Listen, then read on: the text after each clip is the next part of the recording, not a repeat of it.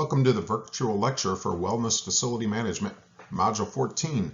This is Chapter 17 and 18, Security Management and Event Management and Planning. This is from Unit 4, Facility Administration, and this is Dr. Chad Kish. Once again, this is the virtual lecture for Module 14. This replaces the classroom presentation for Thursday, November 30th, and this is a one-day module. So for the Module 14 virtual lecture, there's no face-to-face class meeting on Thursday, November 30th of 2023. This PowerPoint presentation with the audio enabled replaces that, and it's the virtual lecture. So you've got to the link to this PowerPoint. It's located in Module 14, as well as several different places in the Canvas page. So you need to read the slides as well as listen to the audio and take notes. You should take notes by using the journal activity for Module 14. You'll turn that in on Canvas. I'll detail that on the next slide. So how do you view and listen to this presentation? There's two options basically. After you download the presentation, you can save it somewhere.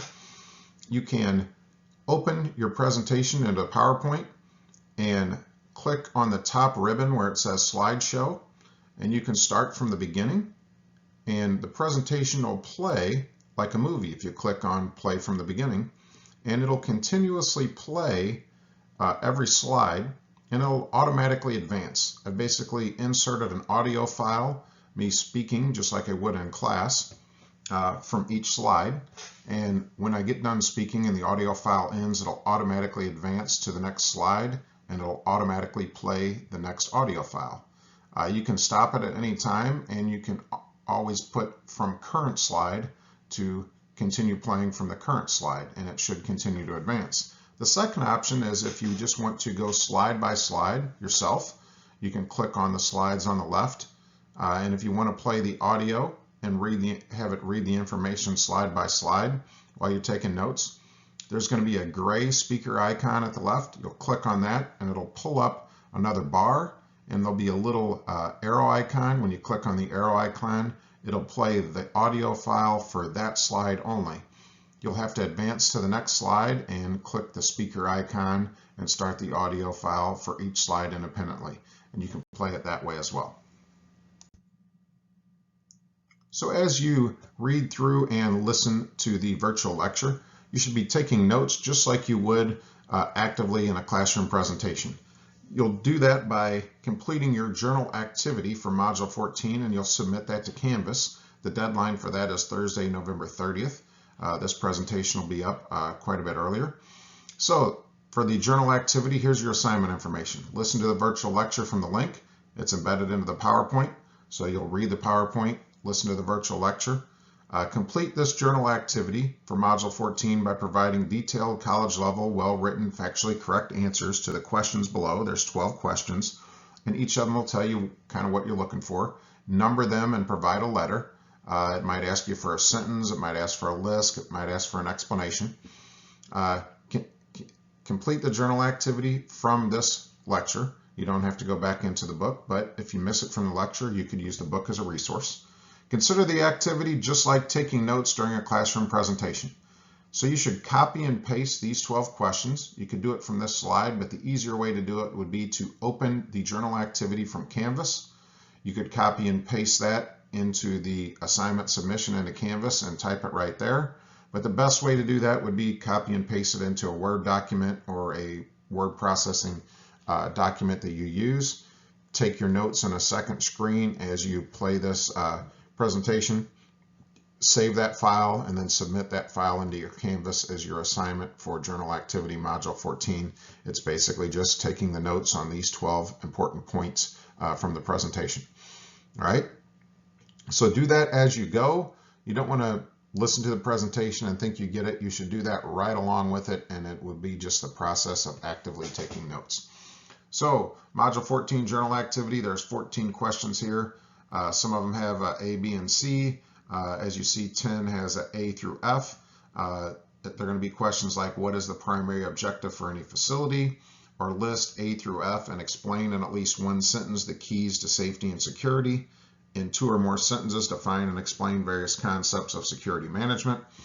So they're not going to be paragraphs. They're going to be in a sentence or two, explain some different things, and all of that will be given to you throughout the presentation. Most things will be listed on the slide, but some of them will only be described in the audio file, so you will need to both read and listen to the presentation. Once again, the deadline is Thursday, November 30th, 8 p.m.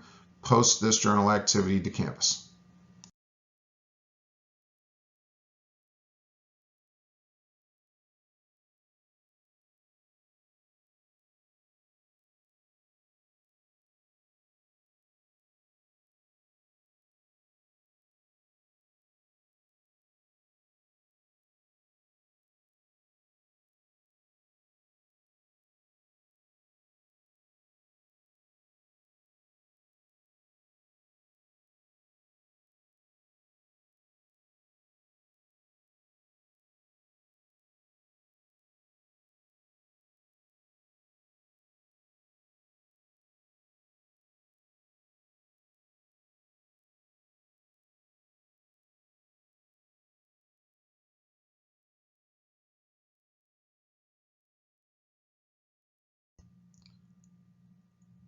So Unit 4 is Facility Administration.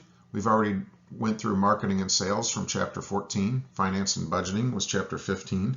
Chapter 16 was Legal Issues and Responsibilities. We did that in our previous virtual presentation. And this last virtual presentation covers 2 different chapters. Security and Emergency Management was Chapter 17. That'll discuss the important components of implementing a security plan, and we'll touch briefly on an emergency plan. I didn't go into a whole lot of detail on that, just a little bit, because I know you've done emergency action planning in other courses throughout the program. And then we'll wrap it up with Chapter 18. It provides information on preparing a facility for running a special event. The activities for Module 14. You should have read Chapter 17, Developing and Implementing a Security Plan. You should also read Chapter 18, Facility Preparation for an Event. Hopefully you'll start studying for the Unit 4 exam. You can do that throughout this week. The exam's open as of Monday. It will close next Monday, December 4th. That's the deadline at 8 p.m. The Unit 4 exam, I'll go over some details on that on the last slide for this module, but it's over Chapters 14, 15, 16, 17, and 18, the entire Unit 4. Hopefully by now you've started researching and developing and working on your culminating assignment or signature assignment for this course, which pulls everything together in that challenging project, your facility management plan. That is due next week, Wednesday, December 6th. Make sure you're working on that. That's going to take several hours to put together. That needs to be detailed and follow that outline and that handout I gave you previously. It's also listed in your culminating assignments module in Module 16 if you need to go find that assignment guide again. Closely follow the outline and use headings and numbers and letters, and it points you back to some different assignments. After this module today, you'll have all of the information you need to finish that activity. And then look ahead to Modules 15 and 16. Your culminating activities, some of those start. In Module 15, your facilities tours, you need to make sure you know where to be next week because those are in person, they're not virtual. On Tuesday, they'll be at the Helias High School, and on Thursday, they'll be at the Special Olympics Training for Life Center.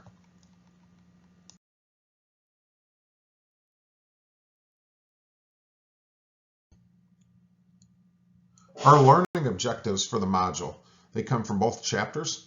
These are the things that you should be able to do by the end of our virtual presentation today. You should be able to formulate, apprise, and design specific management strategies to make facilities and events safe for staff, participant, and spectators. That aligns with the course learning objective number 3, as well as the IFMA standard 3, 4, and 5. Another thing you should be able to do is summarize and apply the steps involved in implementing a crowd management program. That goes to CLO 3 and IFMA 3, 4, 5, and 7. That's where the alignment is. Explain. You should be able to explain the steps to follow in responding to a crisis or an emergency, and apply these steps to design various components of an emergency management plan or emergency action plan.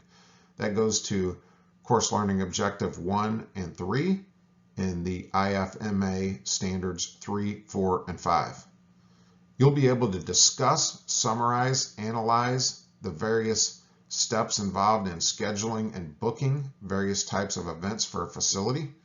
Course Learning Objective 1 and 3 is where that's aligned in the IFMA Standards 2, 3, 4, 5, and 6. And finally, the last course learning objective is you should be able to investigate and analyze the specific steps required to prepare a facility for an event and design a promotional plan for a special event. And that's aligned with CLO 1 and 3 and IFMA 3, 4, and 5. Today's virtual lecture corresponds with Chapter 17 of the textbook, Managing Sports Facilities, titled Developing and Implementing a Security Plan. We'll start today's virtual lecture for Module 14 by introducing Security and Event Management. That corresponds to both Chapter 17 and 18. So once a facility is built and all the systems are operating effectively, and you have all the equipment installed, all of your fields built, your staff hired, the administrative staff and components are all in place, it's time to start planning and hosting and even scheduling events.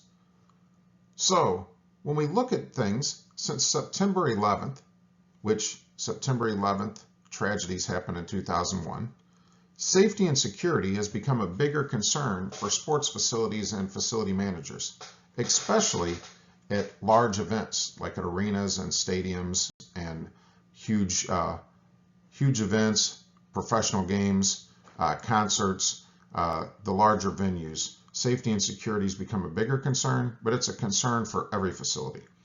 So sports facilities must protect all employees, players, participants, your staff of any visiting teams if you're at an arena, patrons, right? Anybody that might be visiting your facility, and that requires extensive planning for everyone, each of those groups of people's safety, and they all have different requirements. Your personal staff that works there, your management administrative staff, the staff surrounding the different teams or different groups, might have touring groups, they're all going to have different needs. So once you determine what event you're working with, what group you're working with, you're going to have to design a variety of safety protocols. So once safety and security protocols have been put into place for the facility, you're going to have to tweak those as the facility manager. And if you're at a major arena, you're probably going to have a director of security or a security management team that you're going to work in cooperation with. They might actually make the plan, but you're going to have to put those safety and security protocols in place. You're going to have to prepare the facility to meet those and tweak those protocols based on what specific event you're hosting. Some events might require more security than others, and specific security protocols. The primary objective, this is important, the primary objective or goal for any facility is the overall safety of everyone involved. That's all employees, all of your participants, and any guest to your facility. So the major goal, primary objective for any facility is the overall safety of all people, employees, participants, and guests. Safety requires a lot of leadership skills, planning, organization, effective training and retraining, and evaluation. So the nature of facility management is you'll probably have a lot of turnover in staff, part-time people that might just work events. So you're going to have to keep on top of your training. When new people come in, you're going to have to offer training on a rotating basis and make sure your new people are trained and they understand things. And you're going to have to evaluate all of your systems evaluate your new people, evaluate everybody to make sure they're doing their specific job, and then make changes that need to be made, put new protocols in place, and plan for the next event. So it's going to be a continuous cycle. We'll zero into introducing Chapter 17, Event Security. So when we talk about event security, employee safety is a major concern, and it's covered by a variety of requirements. Some governmental requirements, such as the Occupational Safety and Health Administration, the OSHA requirements. And it might be covered by collective bargaining agreements, or CBAs, that we have with various unions. It could be just covered by legal responsibilities we have to our employees, that we could have legal liability or tort actions or court cases that could be filed against us. But it could be just bad business if we don't take care of our people. So employee safety is covered by a lot of different governmental actions, as well as if we look at our IFMA standards, it's going to be covered there, because that's our code of ethics and our principles that we're supposed to look out for our employees. So when we look at things, participants, they're going to be informed of major safety concerns in a variety of ways. They may be asked to sign waivers or consent forms. If you think about it, previously we talked about the assumption of risk when we talked about legal things.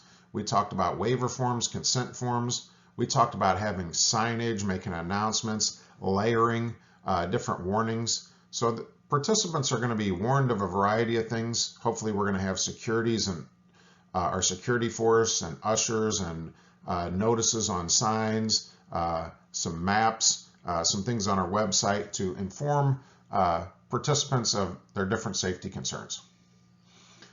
Our security officers, they're going to provide reasonable safety and security measures for everybody that comes into our facility. Now, our security officers might be our management team. If we're at a small facility, we might be the ones providing security. If we're at an arena or a stadium, we might have off-duty police officers or trained uniformed security officers that have a license.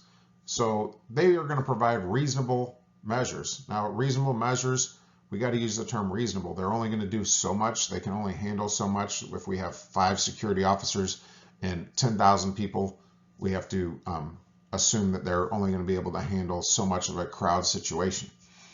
But they're going to provide these things for our staff, unless it's our staff providing them. Coaches, participants, fans, basically all the people in the facility. So we can expect security officers to provide as reasonable of safety and security measures as possible. When we talk about fans, spectators, and guests, they often require the greatest safety efforts because of a couple of reasons. First of all, they're the most unpredictable. We don't always know who's in our building. People that buy a ticket, they're going to come in. Sometimes those tickets are sold on a secondary market, so we don't even know who purchased the tickets. And next of all, we don't even provide them with training. They're not our employees. We don't have really supervisory rights over them very well. They don't necessarily, they may have never been to our facility before. They might not know where the restrooms or exits are. They don't know our facility procedures.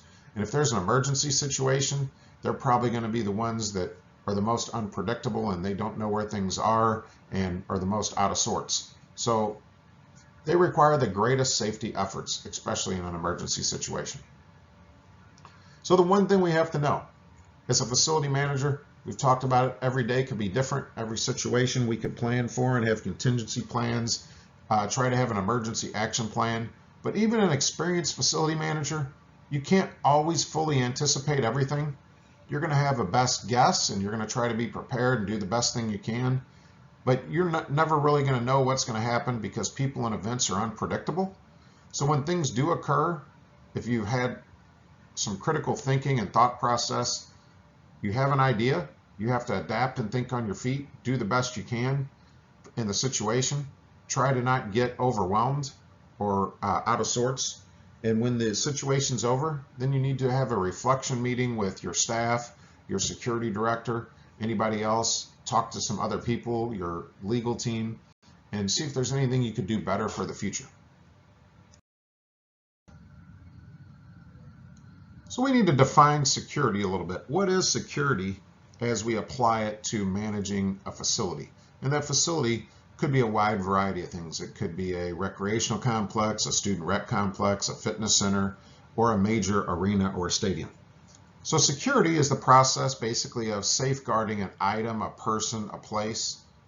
It could even be securing our facility. Security is needed to protect assets basically. So every crowd, based on your facility, based on your event, based on if it's a special event, could be a big rival, they present different security concerns. So it's important to understand the various keys to safety and security planning. So when we look at it, we have to look at the nature of security. Is it a big rivalry game? Are we at an arena or a stadium where it's a professional sporting event? Or is it a campus recreation center at a small college? Is it a 24-hour fitness center at a community where everybody has a key card? So what is the nature of the security needed for the event? Is it an event where there's a lot of cash flow that comes in and we need to secure the assets of the cash flow and make sure that we get that secured into the bank? What are the elements of the security plan? So the elements go into all of the different things. Do we need to cover the entrance area where tickets are? Do we need to have metal detectors? Do we need to, are there some different rules like at a pro sporting events where everybody has to come through a metal detector? They can't come in until an hour before the event, that we have to check any type of bottles to see what kind of drinks they're bringing in. Are we going to have a closed circuit TV? Is there a security hub? What kind of elements are we going to have? Is there going to be a loading dock where we're going to see if the teams come in with team buses? So let's look at all the different elements there. Are we going to have ushers? Are we going to have rotating security guards? Is it a one-day event? Is it an overnight event? Is it a whole week? A lot of different things go into the elements. What about the entry and exit? Do we have entries and exits covered? Is that covered by security? Do you require tickets? Is there an extra entry and exit area for media, for press, for the teams? Is there a pass gate, a family gate? How do we handle that in emergency situations? What about educational programming? This is where managers, employees, contractors, possibly participants or fans or coaches at a coaches meeting, if we're having a youth tournament, all come to different meetings where they learn about some rules or the facility, what you can and can't do, maybe some safety protocols, where common area where foul balls could come, where you have to pay attention, where you can and can't warm up. So do you have any type of different meetings where you do some educational programming? That could be the training for your staff. Are you going to have first aid, CPR, AED training? Are you going to have some training on how to use your POS system? That can roll down to the next one. What about your alcohol management? Are you going to have training on who can and can't pour alcohol, how you serve alcohol, how many drinks you serve, what the danger is, and when you cut up of over serving, what you look for, how you check an ID? How are we going to have all of that related to alcohol management? So that's a big key to safety and security planning. How do we store the alcohol to make sure that that's not a risk? And then how do we respond to crisis situations? That might be some protocols, like who calls who. How do we handle that on the walkie-talkie? Who is responsible for making an announcement? Who do we announce that to the press or the media? How do we actually respond? Who handles the first aid, the CPR, the AED? Who does a emergency report to the insurance? Who might call a child's parents? What might be the call over the radio? So there's a lot of different things that go to responding to crisis situations. So CCTV is closed circuit TV. That's going to basically be your monitor situation, how you monitor security, and it's going to be closed on a closed channel so it doesn't get to the outside, and only your security team or management team will be able to watch that. All the different technology that would be your security cameras, It could be your walkie-talkies, could be your communication devices. They're going to be a major part of your security system. So those are all important. People how to get trained how to effectively use those, how you plan those in your facility, how you make sure they're in working order and inspect those. All of that goes into your security plan. And then we always, like I said, have to consider the facility and the event type. And does that require additional security measures from just our normal facility? This might include additional security guards. You might need bomb sniffing dogs. You might need to add turnstiles or metal detectors. Are you going to have any type of preventative screening? Are you going to have extra ticket takers or extra security at the beginning of a game? Are we going to need to hire police officers, people to close off the streets, people for parking management? So there's all kinds of different things you might have to add when you host some kind of major event.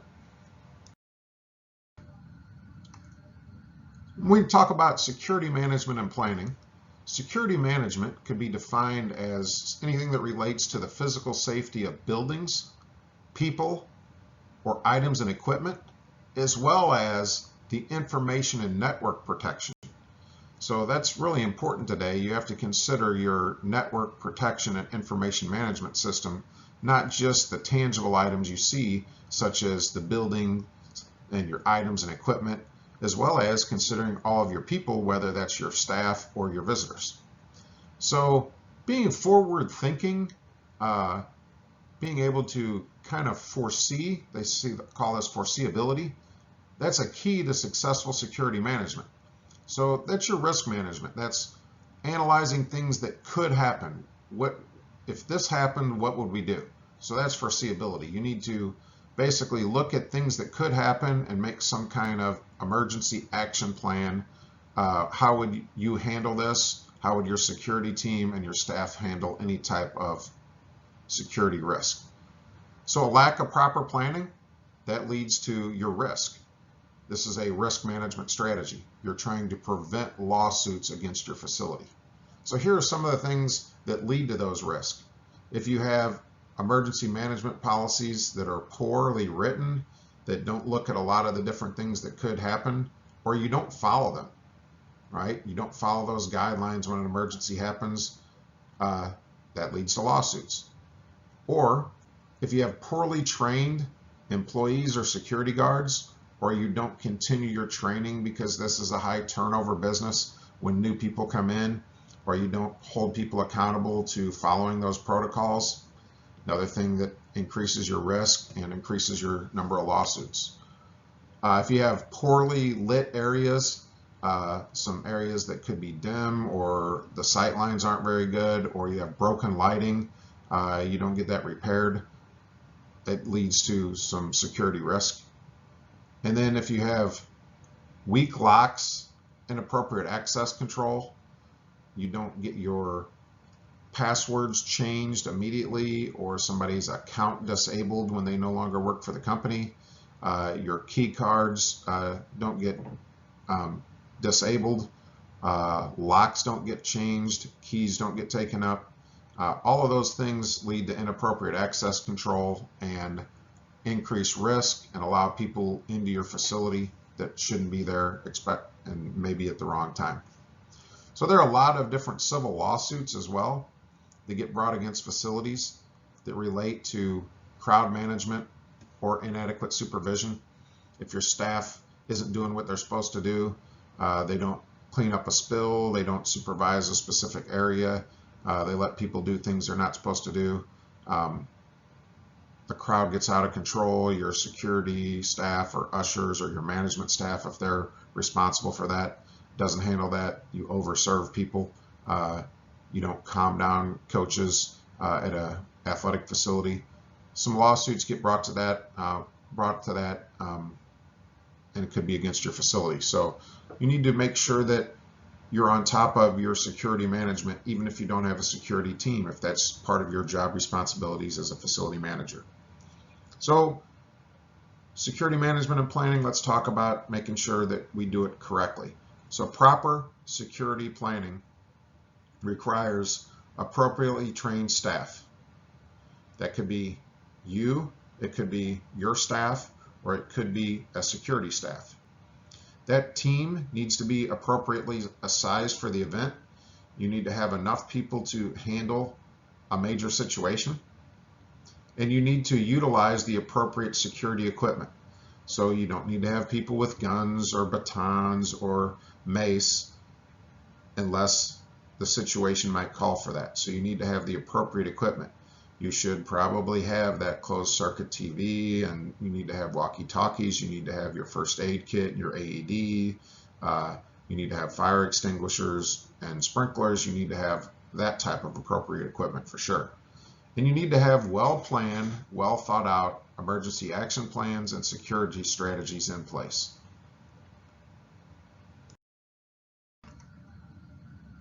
So I talked to you about the concept of a well-trained security staff, and that security staff might be your own just facility staff if you're at a smaller staff. So security training, if you think about it, that includes a lot of things. So security training could include guarding and monitoring the facility. It could be operating surveillance equipment or even communication equipment, preventing theft. That could be money or equipment, responding to emergencies, assisting in securing cash, taking cash to the bank, different things like that, making deposits, securing items of value, escorting people. That could be to escorting a umpire or referee after a game, a coach, escorting teams to specific areas of the facility, or even escorting somebody out of the facility when it's time for them to leave. Crowd control, or even analyzing risk and responding to them appropriately. There's a variety of other things that could be involved in security training too, even spotting flare-ups in your crowd and dealing with challenging personalities is some other things that security training comes into effect.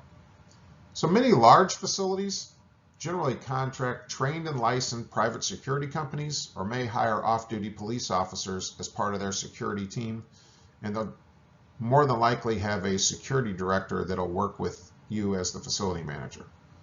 A lot of smaller facilities may have some trained and licensed private security companies. They may hire a security personnel, security officer that has some security duties, or those security duties may just fall onto the responsibility of the management team, or all employees are responsible for safety and security. And really, all employees of your facility should be responsible for some degree of safety and security for the facility. Every employee should be trained on safety and security protocols and measures. Everybody should be thoughtful about safety, reporting it, responding to emergencies the best of their ability. One thing that you can always do to reduce security issues is have good visibility. If you have staff in areas and rotating around, especially uniform staff, people that have your shirt on, your polo on, a hat on, a walkie-talkie, and they're walking around and constantly rotating and keeping their eyes on things, a lot less things go wrong when your staff is just in the area and they're highly visible. So here are 4 important phases of security training. First of all is the orientation. Getting people just oriented, some basics for safety and security training. And that could be given to every employee, whether they're specifically for security or just your staff, even if it's at a major facility. That could even be your concession staff or parking staff that doesn't really handle security, because you have a security staff if you're at a stadium or arena. The next one would be site-specific or event-specific training. This is going to be your training that could be for your security staff, or it could be for this specific site if you have multiple sites that you run, or it could be we're going to have a meeting and we're going to talk about our upcoming playoff game and how we're going to handle this, or this event that we won a bid on, how we're going to handle this specific event. Ongoing training. These are going to be refreshers or training that happens every 3 months, or you might need to get recertified in something, or it could be training because we have that rotating staff that comes in and out. And then advanced training certifications, that could be training for people that need license for your security officers, or it could be that advanced training for people that might need the CCW or some advanced training to operate some of your higher level equipment.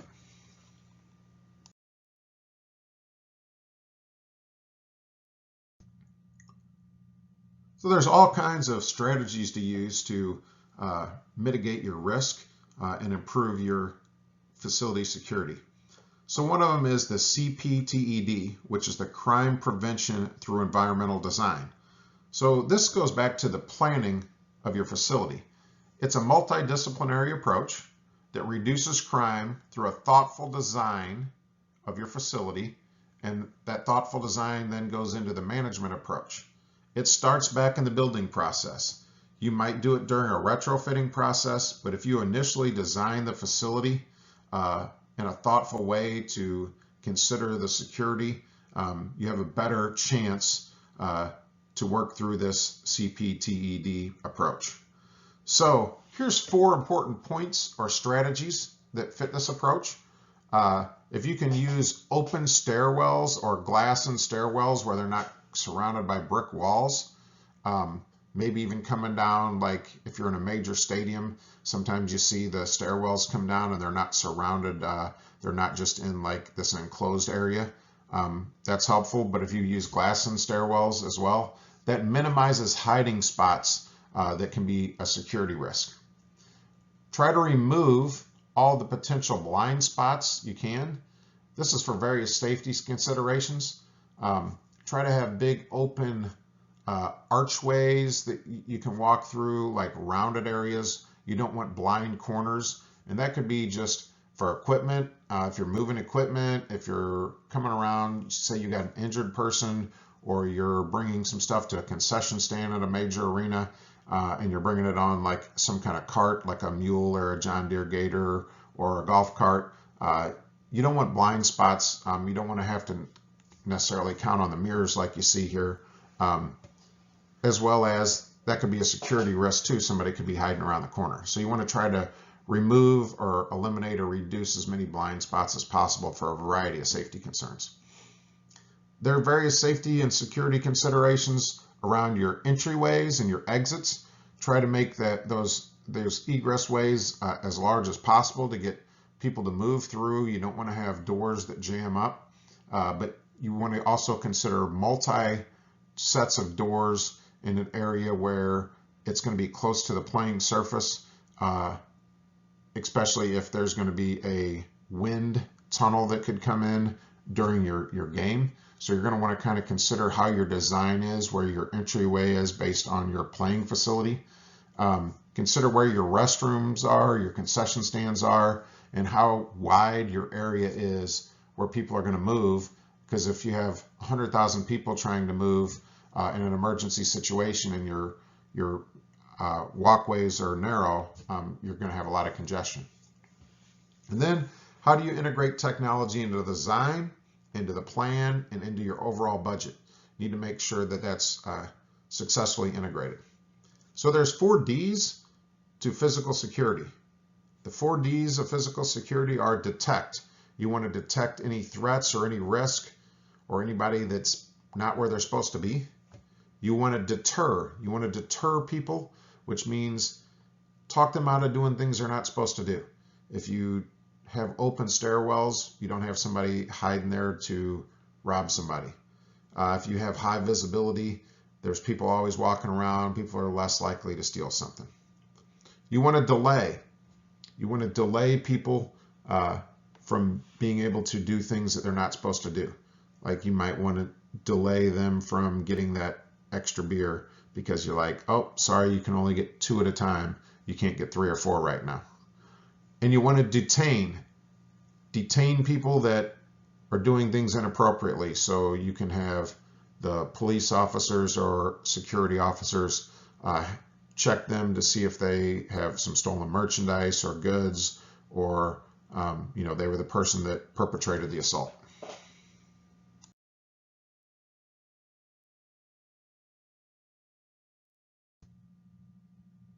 Some additional important security strategies are providing appropriate signage throughout your facility. You might have signage that tells people where emergency assistance and equipment are, like AEDs, first aid areas, communication devices. You might have some emergency phones, where restrooms are, where family restrooms are, where offices are, where a doctor's office, the trainer's office, different things like that are. And you definitely need signage that shows where exits are, emergency exits, shelter areas, escalators, elevators, ramps, handicap accessible areas. So you need appropriate signage throughout your facility. Your entrance and exits, make sure they're large, they're visible, they're well lit, they have emergency lighting if your lighting goes out, where a backup generator can come on, and that they're easy to get to. Your communication. Communication is going to be a critical aspect in safety and security. How are you going to handle that? Who has access to it and who monitors it? Like, is it a walkie-talkie? Is it a specific channel? Who's going to be able to monitor that? Like, who actually has access to the closed circuit TV? Who is in charge of monitoring it and relaying that information back to somebody else? Is it videotaped? And then how do you do it? Is it done through walkie-talkies? Are there special channels? Do people have earpieces? Is it done on a cell phone or a text message? Is it done by email? Are people going to get that if it's loud? Who contacts external safety and security stakeholders? Like if something happens, who calls the emergency management people? Who calls the ambulance? Who calls the police? If there's a chemical spill, who calls the Center for Disease Control? Who calls the media? Who's responsible for checking the weather? Who's responsible for things like that? So communication's going to be important. The next one is animals. So a lot of people, a lot of times you can use animals in your security strategies. Horses and dogs are the two most common. Horses can be used to give you a higher vantage point. You'll have security officers sit up on the horses. They can see over the crowd, as well as they can move quicker and they can get to different things quick. They usually can move a crowd because the horses are, thousands of pounds, and they have very quick response time because they can get the horse to gallop and they can get somewhere almost like they're on a motorized vehicle. Dogs can be trained for different things. Detection's one of them. Dogs can be used to detect drugs, bombs, chemicals. They can track various things. They can even track people. And they can also be a security deterrent because dogs can be used to chase down people and help detain. And then the final security strategy is that layering approach. And remember, layering is where we use multiple strategies together to attain the benefits of a multidisciplinary approach. When we think of layering, that might be using signs, using public address announcing, using ushers, using multiple people that move around to provide instructions, having our video boards putting information up, possibly having maps, sending out text alerts, having an app. So we can have all kinds of different approaches when we layer those things. We might have our security guards, we might have our video. So when we use a variety of approaches together, that's layering.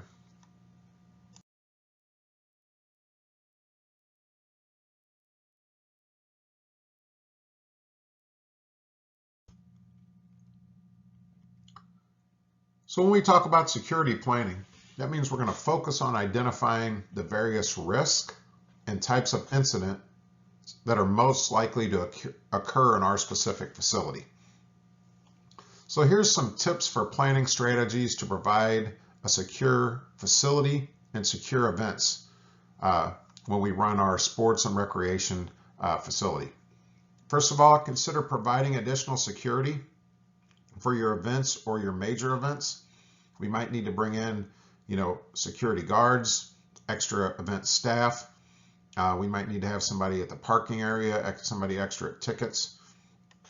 So consider your additional staff or trained security. If you don't normally have trained security, consider it for any of these major events.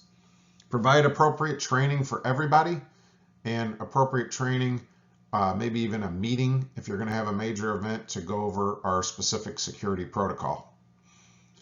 Station all your employees and security staff at specific important locations.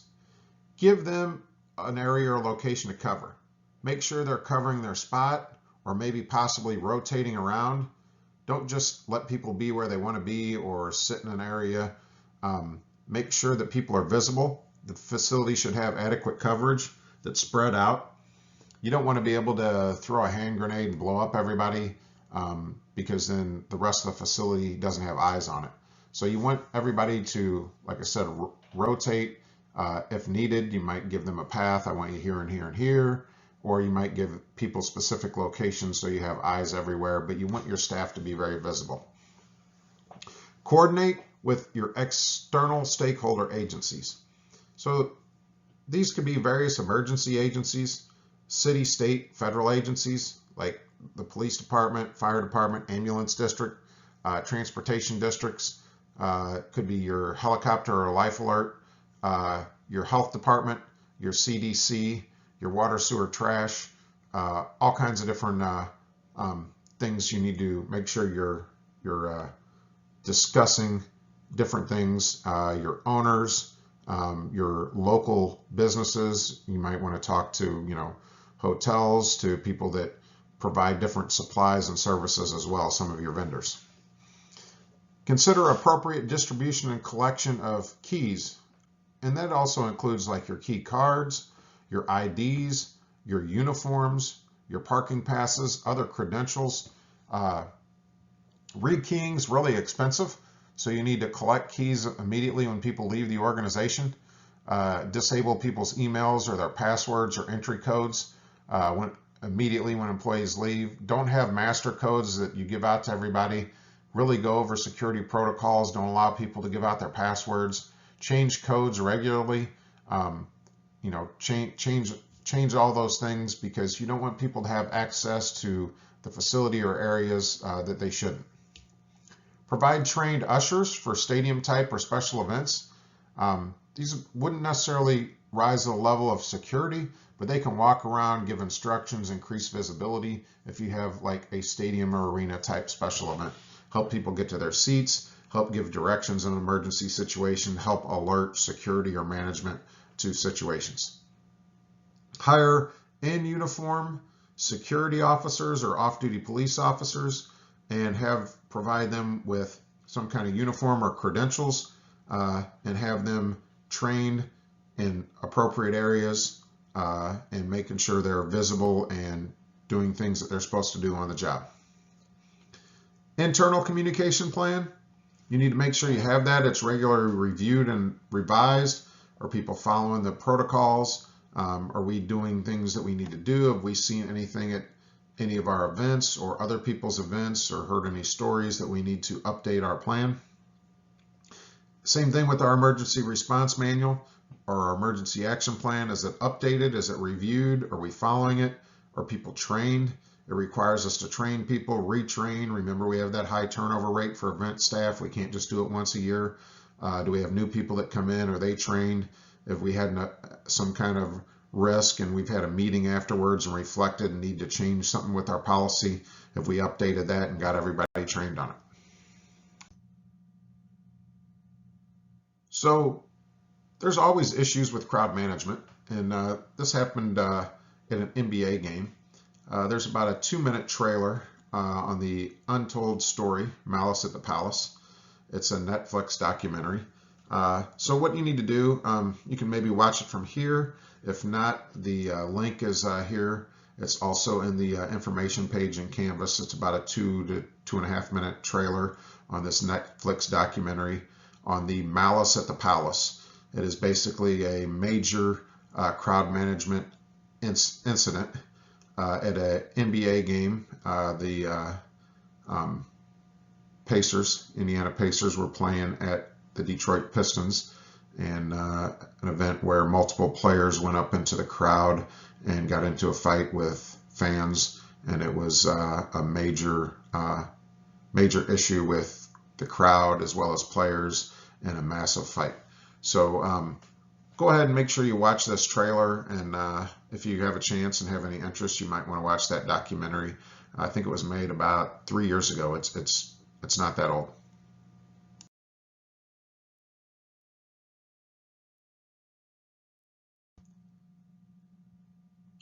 So when we consider crowd management, it's a systematic process of taking proactive steps. And those proactive steps are planning, organizing, monitoring, reacting to things when necessary, but we want to do a lot of that proactiveness, the planning, organizing, and monitoring, and being ready to act, with the objective of providing a safe and secure environment at our facility for everyone. So one of the biggest risks that any facility or event faces is when people get out of control, because people are unpredictable. They could be unruly. They could get panicked.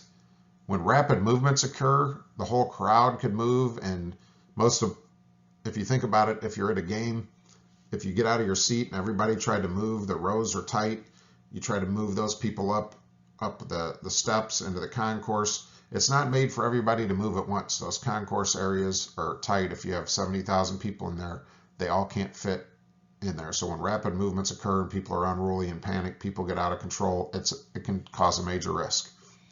So when major facilities get built, the architects go in and they consider movement theory. And movement theory is how and why people move. And it takes into some mathematical equations. And the mathematical equation they look at is flow, and it's the flow of people. It's the speed times the density of the people that could be there times the width of the egress ways. And that could be your stairwell or your concourse area or your rows. So that's how they look at some of this movement theory.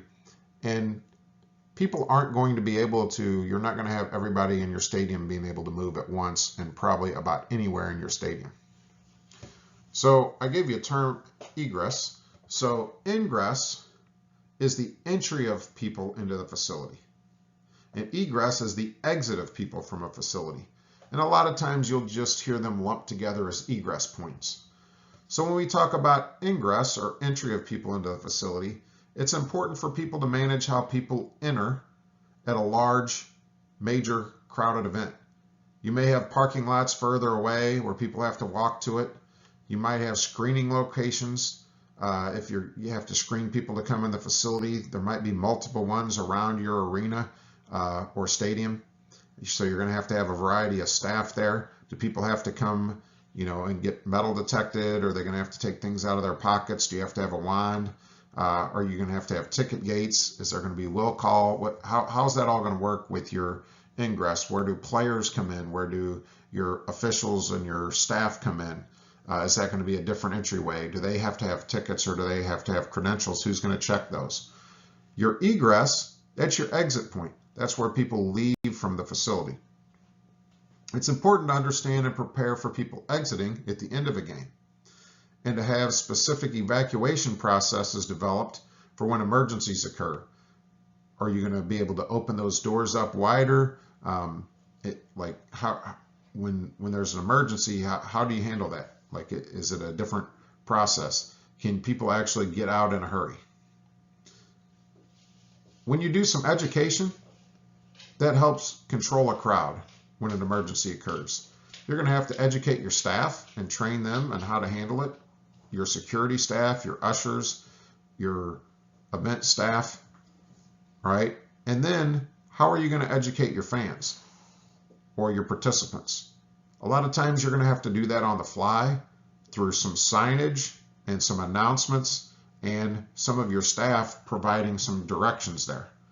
So it's important for you to make all of those announcements and try to keep people calm and help reduce the risk by appropriately responding to emergencies, and making sure your staff is trained proactively and to try to keep them calm and ready to go. You might even want to run some drills with your staff. Here's a variety of some sample signs for facility safety. You could have signs up about some natural disasters or things that happen like storms, tornado safety. Here's some different steps: get indoors, get down, cover up. sign here from Lincoln. You could have one for some warnings, hitting cages are in use, watch out for flying balls. Or you could have some notices, absolutely no alcohol, tobacco, vaping on the property, all pets might be on a leash, 6 foot or shorter, subject to removal by league officials. So there's all kinds of different signage you could have on your facility. A lot of our facilities are going to consider alcohol sales. So when you do alcohol policies, and then your management techniques are going to be critical to understand and have training for your employees. So alcohol policies are critical concepts for safety and security of your facility. You don't want people to break the law. You've got to make sure you secure your alcohol, and you got to make sure you handle that safely for everybody involved. If people get overserved, it becomes a safety risk. So this includes alcohol awareness, alcohol policies for your sales and service, and your management techniques. So here's some specific management techniques to reduce the risk and increase your security profile when dealing with alcohol. First of all, develop facility guidelines to reduce the risk. And there's a variety of different guidelines. Some of those we'll go over, but you want to make sure you know how you're going to secure it, how you're going to lock things up, what time you're going to serve it, who's going to serve it, how you're going to serve it, and all those things. Some of these we'll go through. Comply with your different laws, your age limits, who you can serve it to, as well as your serving laws. There might be specific times that you have to cut it off or you can't serve it after. There might be days in some states that you can't serve it. And there might be some specific limits. You might have to do a certain percentage on certain days of alcohol. And there might be limits on how many you can sell to certain people. Can you do bottles or glass or whatever? You're going to have to consider that with your facility. Consider designating family areas where there's no alcohol in the area, people with kids or that don't like to drink. Limit the amount of each purchase. When you limit it to only 2, they can maybe take one back to their husband or wife or boyfriend or girlfriend. But if people take multiple ones, sometimes they're buying a couple for themselves, a couple for somebody else. That usually leads to some issues, especially around the time where you're cutting off serving. Do everything you can to promote designated driver programs. If multiple people are drinking, you might want to offer free waters, free other drinks. People that sign up to be a designated driver might get free soft drinks or free different merchandise, things like that. But then you got to make sure they're not drinking when they sign up for those. A lot of facilities stop serving at a designated time or point in the game.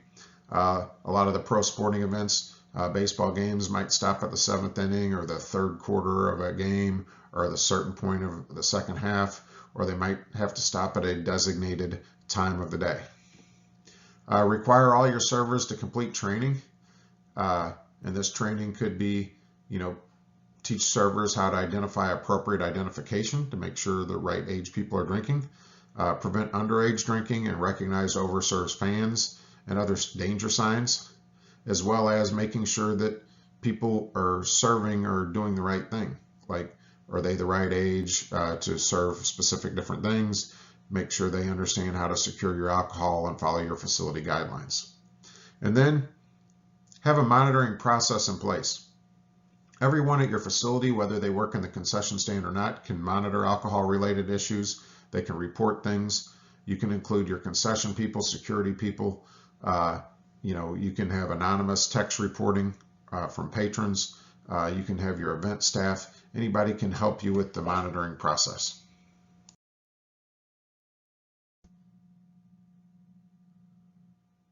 So crisis and emergency management is another important part of your security and risk management profile here. So crisis management is the process of responding to any major security incident or an emergency, and then how you attempt to return your facility back to some kind of normal operations. So a crisis management team is the group of people that tries to handle this operation, and it depends on how large of a crisis it is. If you need to call people in, it might just be you as the facility manager, but it could also include emergency personnel, some kind of external authorities. You might need to call an expert. You might need to call the CDC or the fire department to, check on your sprinklers. You might need to call your insurance company or possibly your lawyers or the facility owners or ownership group. So it might involve some other people. If you work for the Parks and Recreation Department, you might need to call in the Parks Director or the Public Works Director or the group that might oversee your Parks Department. So the crisis management team, or several people from the team, might examine and rank potential threats if you're planning this emergency reaction plan. And then you're going to discuss and plan how to react in each situation. And when you do this, you're kind of developing your emergency action plan. You might call this developing a threat matrix. If you develop a threat matrix, you usually do that to detail your different potential threats. And then you're going to consider your facility's security functions. You're going to determine how we might identify if this risk is occurring. How would we identify if something natural? Oh, okay, so we're going to have somebody monitor the weather report because we have outdoor fields. So who's going to do that? The facility manager is. If they're not in, the tournament director is. So they're going to be responsible to do that starting a day in advance, and they're going to need to check it every hour. They're going to have this app on their phone, and they're going to look at this lightning app. Okay, so how do we protect against it? How do we detect things? How do we respond to it? And then how do we recover from it? So every specific incident, we're going to go through that process, look at those security functions, and then we're going to build our crisis plan for each potential incident. A thunderstorm, a tornado, a hailstorm, a snowstorm. Some of them might look similar. Then we might look at a flood. We might look at a broken pipe. We might look at frozen pipe. We might look at no water. We might look at the electric going out. So we might look at somebody has a heart attack. We might look at a broken leg. So we're going to make a variety of crises. We're going to go through those security functions. We're going to use that threat matrix and basically make our emergency action plan. Once we make our emergency action plan, we develop it, we should probably have it vetted. So that means we should have somebody else look through it, not just our crisis management team or ourselves. We might have some kind of external expert, maybe another facility manager, look at it. Maybe an expert, somebody that has, we might hire a consultant that's developed emergency action plans before to view that, or possibly come in and work with us in the development of it. We are probably going to need to send that to our insurance provider and have them go over it and provide any additional things they want in there before they bind our insurance. It could possibly bring our insurance rate down.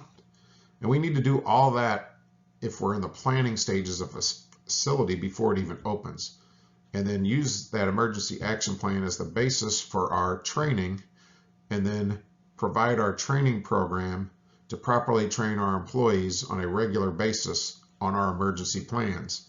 And then we need to do drills on a regular basis in our induction or an orientation and induction every year, because usually your facilities are going to kind of open and close, or you're going to be new to a season. And then we need to, as new employees come in, make sure they're properly trained as well. So remember, this includes both understanding the policies and then doing some application things, some clinical training or some drills to practice it. If we're going to do first aid, CPR, AED, they actually need to practice on some mannequins and get certified to do that. If we're going to do a fire drill, we need to walk through the fire drill. We can't just say, oh, read it in a book. We need to go out to the facilities and show them where the fire extinguishers are. We need to do that through a facility tour. And once again, remember, this is a high turnover industry. So when there's employee turnover and that part-time nature of the staff, people that do other jobs, we need to consider that retraining on a regular basis. We'll talk about emergency action plans briefly. Like I said, I know you've written one or two of these or even more in some other courses in the program. But an emergency action plan, a lot of times an EAP, is a set of written procedures that details the appropriate responses to various types of emergencies. It usually gives you some procedures, policies, and steps to follow, and it might even give you some forms to use as after the emergency or during the emergency. The EAP should be the basis for training employees how to respond to each type of emergency. You can develop your training and drills directly from this emergency action plan. And it's critical not to just have this plan up on a shelf. You need to know, if you're the manager, you need to know, it needs to be something that you have working knowledge of, this emergency action plan, and you need to follow it. You need to be able to document what happened before, during, and after the emergency, and you need to be able to say, I exactly follow that emergency action plan. Because if you don't, you're opening yourself up to a lawsuit because you're saying, we had a policy, but I didn't follow it.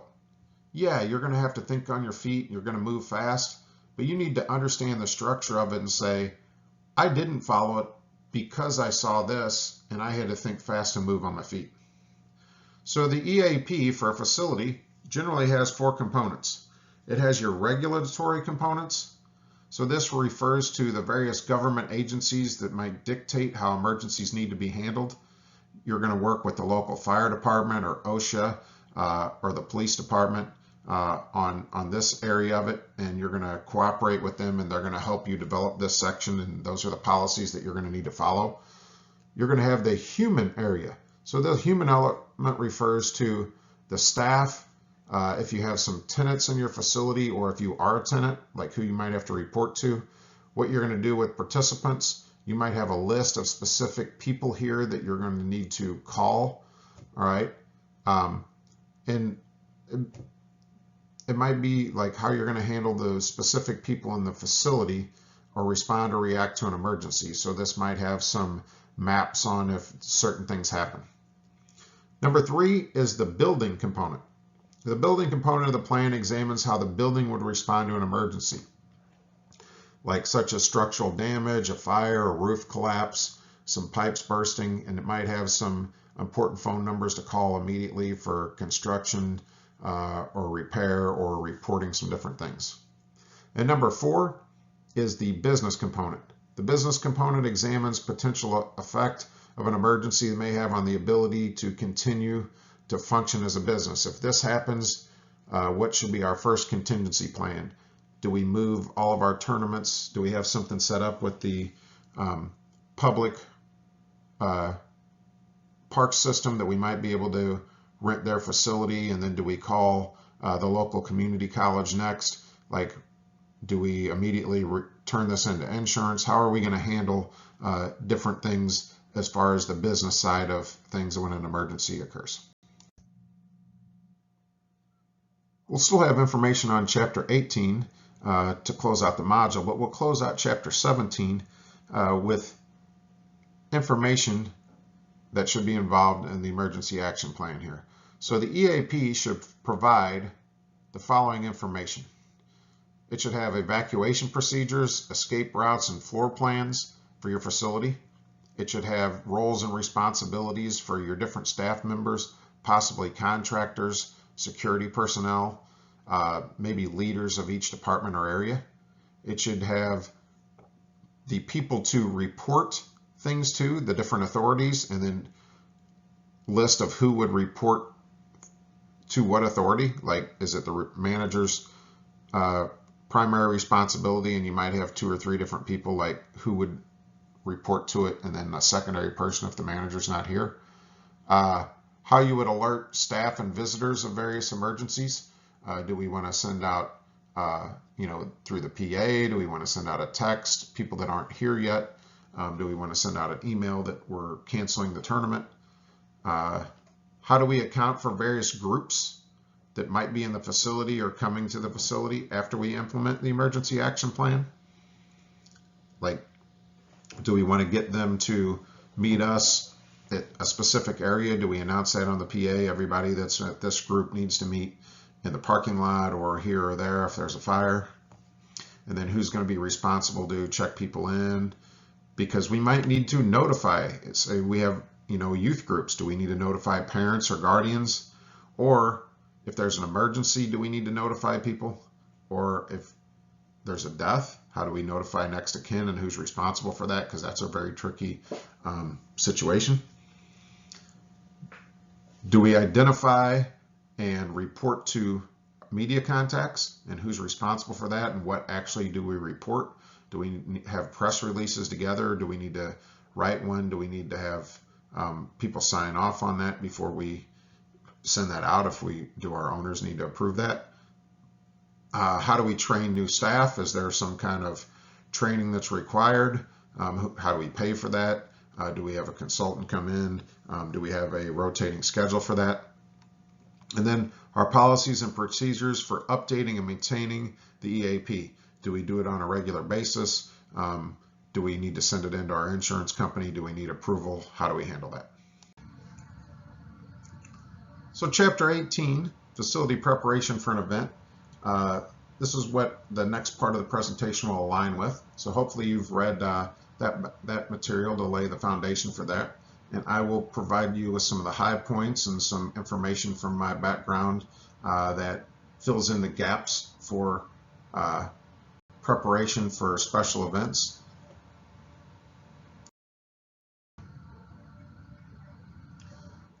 Let's introduce Chapter 18. We're going to talk about event planning.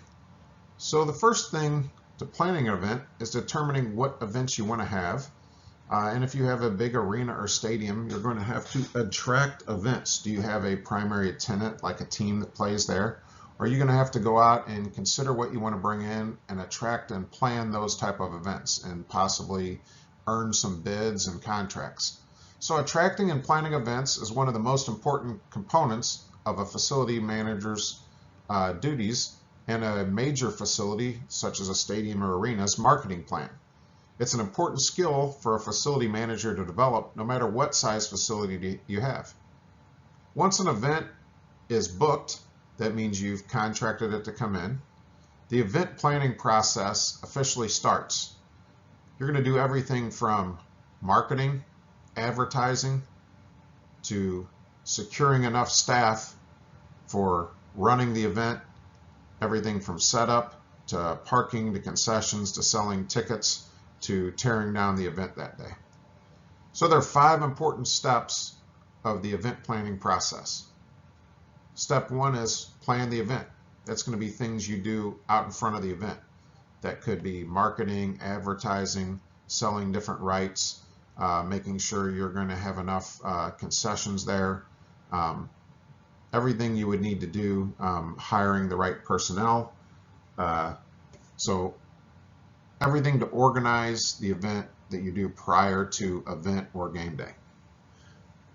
Part 2 is execute. Execute the event is basically putting it on. It could be maybe the day prior to, where you're getting things in, but it's basically the day of the event. Everything you're going to do that day. Are you going to sell tickets, take tickets, sell concessions, get the concession stand open, do the facility setup, run the whole event, make sure the officials are there if it's a game, run the scoreboard, get the PA up, turn the lights on, and then tear down the event afterwards, and everything you need to do to run the event, and that's going to be determined by the event type. When the event's over, and a lot of times you're going to do this like immediately post-event before everybody leaves, you need to evaluate, start the evaluation process and evaluate the event. It's going to be everything from, did we advertise it correctly? Did we get our target market here? What did we sell? What could we have done better? What kind of revenue did we make? And then tweak the event. What are some strategies or ideas that we could do to make this event better if we did it in the future? Especially if this is one of those events where we have scheduled multiple times. And then you're going to start the whole process over. Are we going to plan to do this again? If we are, we'll start the whole process over. So planning for an event requires the facility manager to use all kinds of skills, all of your knowledge and skills and abilities. You're going to have to use organizational skills, communication skills. You're going to have to be able to do things like marketing. You're going to have to manage not only the building, you're going to have to manage and lead people. And you're going to have to remember that every event's going to be different. so the details are going to be different. You're going to be able to use some things from other events, but every specific event is going to be slightly different, and event to event, all the details are going to be different, from security to what sells at an event. One event, more hot dogs may sell, more you might sell hot chocolate at one event because it's cold out and people are in the morning, but you never really know. Everything's going to be event specific, and that's really going to drive what happens. So as we continue to plan, we have to consider business operations, consider our facility plan, the event planning, all the things that go into it, like scheduling and booking and hosting the event. So planning is critical for all aspects of an organization. But when we start talking about planning for event, let's break it down into the three different aspects. A business plan, that's designed to provide overall direction and the mission of the entire organization. So if you have a facility, your fitness facility might be owned by a bigger organization that also sells health foods, health drinks, health apparel. So you might just be part of that business plan. Your facility plan is going to detail the goals and objectives for your specific facility, and it provides the overall direction for the operation of your facility. Your event plan is going to be a lot more specific. An event plan is going to be specific to detailing the plans for each specific event. So there's going to be a bunch of these, and they're going to need to align back with that facility plan to help the facility reach their goals and objectives, and they're also going to have to be in alignment with the overall direction and mission of the entire organization's business plan. So the event plan is the lowest one on the totem pole, but it has to be in alignment with all of those things. And if the event plan really doesn't help the facility meet its goals and objectives, you probably don't need to plan for the event, because part of those goals and objectives are going to be financial. So when you plan for an event, it starts with researching your facility goals, understanding your facility to make sure the event fits, considering your staff, and that might be their expertise. Do we have the expertise to be able to put on this event? Do we have enough staff? Is our staff going to be able to be around the date this event occurs? Our procedures, are we going to be able to handle this? Do we have the safety protocols in place? Do we have the people that can handle this? Do we have the expertise here? And our ancillaries. That's all the things that go around it. Do we have the correct rooms available, the correct equipment? Is our floor right? They need a stage with this amount of speakers and this amount of lighting and this amount of tech type equipment. Do we have that? So we have to determine how the event fits our facility, if it fits, and does it make sense to host the event? Is it going to help us reach our goals? And is it going to help us make the revenue to make us profitable? So scheduling, if all that is yes, if the answer to that is yes, then we go to the process of scheduling. So scheduling is the process of arranging and controlling what happens in our facility at any specific date and time. So that might include bidding, contracting, reaching out to determine what events are there and trying to recruit them to want to use our facility, to see if their different tours can come in and what dates are open. So there's a lot of different things that go into scheduling, and we'll do this through scheduling software, the use of that. There's different programs that are out there. You're going to choose a platform based on what your facility is. If you have tournaments and you have a lot of fields, you're going to use different software than if you just have one major facility. You're going to use some kind of virtual calendar so you can have access to that at different places and different people can see it. You might have one that has a mirroring site that patrons can see it, that they can buy tickets off of it. And those things are essential in the process of scheduling. So a facility must be booked. You must have that booked all the time. If you have an arena, a community center. You got to host events that fit the facility goals. And if it just sits there empty, you're not producing revenue. So you have to regularly book that facility with events that are going to make money to meet those facility goals. So how do we attract events for our facility? Sometimes you're going to have to go out and bid on events. And sometimes you're going to have to just go out and find them to try to host them. Sometimes your facility is built because you're going to be the primary host for somebody. So when we attract events, it's a very competitive process, especially for large events or special events. You might want to host some kind of tournament or some kind of convention. There's a lot of cities that want to host those and a lot of facilities that want to host those. It can be a very competitive process. So it's an important skill for a facility manager to have to understand the bidding process and the process to attract events. A lot of times you're going to have some kind of commission or committee that gets together that has some expertise to try to attract events. So the organizational structure and your staff expertise, as well as how politically connected you are with your possible city, is going to determine who handles some of these responsibilities for attracting and running events.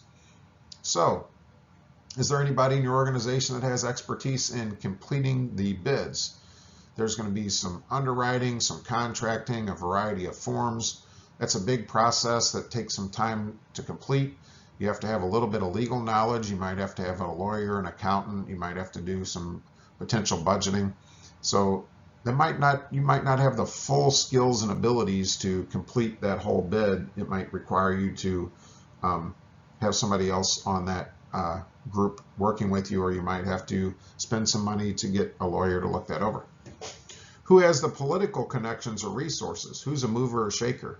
Do you have somebody that's an ally in community politics or a local business leader that can assist you in attracting these events? Who has the skills to be the primary host? Is that somebody that's already on your staff? Do they have the organizational, marketing, creativity, leadership, and planning? Or is that a group of people that's required for this? Do people have specific different tasks?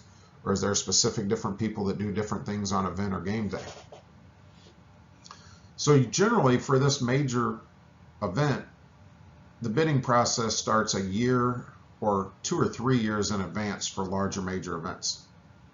So the first thing is you're going to have to search for events to host at your facility and determine if the event fits your facility. Is the layout, the seating, the locker rooms, the ancillaries, the floor, your city, such as hotels, local businesses, restaurants, airports, all those things, the right size to even host those events? Because a lot of times if it's some kind of major event or conference, they want all those other things. They're going to require that to even fit the city and the local businesses, as well as to fit your facility. So those things might have to go together. Does the facility have enough and the appropriate experienced staff to be able to run the event, or can you contract or hire them for the event planning as well as the event? And then you have to also look, does the event fit the schedule? The XFL in the previous year didn't put their schedule out to the last minute, and the facility, the Dome at America Center, had events scheduled, so the St. Louis team couldn't even play at home the first 3 weeks of the season, which was, kind of a negative for a team. First 3 games had to play on the road. So it's how do you schedule different facilities? So that's kind of do things fit the schedule? So that's a big thing. So you have to search for events, see if your facility fits, your local businesses can support it. What about your staff? And then does it even fit your schedule?